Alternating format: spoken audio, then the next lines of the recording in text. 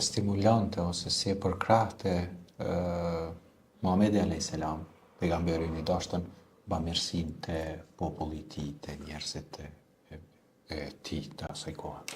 Pejgamberi a.s. ka qenë një ndër njerëzit më bamirës në rrezullin toksor. Ai vazhdimisht ju thoshte miqve, shokëve, familjarëve, po edhe vetes vet, sadakaja nuk e pakson pasuri. Sadakaja e shton pasuri.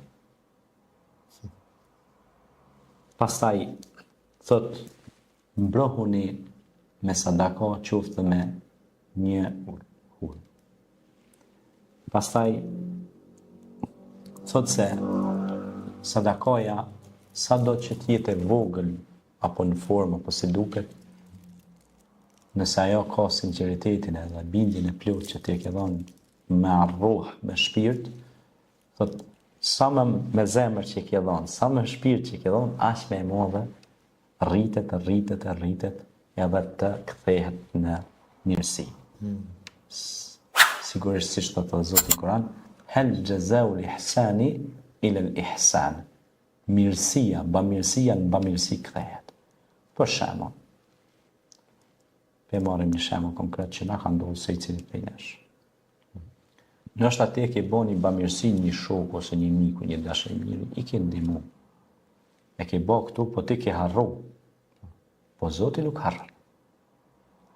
Dhe vjen ai pej Japonia, ose pej Singapuri, ose pej Tirana, ose pej Shkupi, Allah të dim ka, ta rikthen 10 fishat mirësi.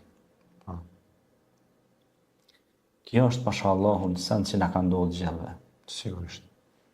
Dhe kur ne i bëjmë këtë gjëna me zemër, me al-kalb, i thonë, pa dyshim që do t'i gjejmë plot e përplot, sepse depot e Allahut janë të shumta, dhe janë të panumërta, dhe ka shumë krijuesi.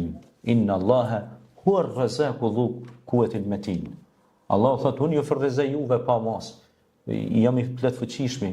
Inna Allahu huwa ar-razzaqu dhu quwwatil matin. Inna Allaha yarzuqu man yasha'u bighayri hisab. Unë jam krijuesi që ju furnizoj juve pa mas. Çka po thotë? Çka po ligësh? Shumë sa. Pra, nuk bën të friksohesh, sepse ai në momentin që na ka sjellë në këtë botë, padyshim se ai na ka dhënë edhe furnizimin.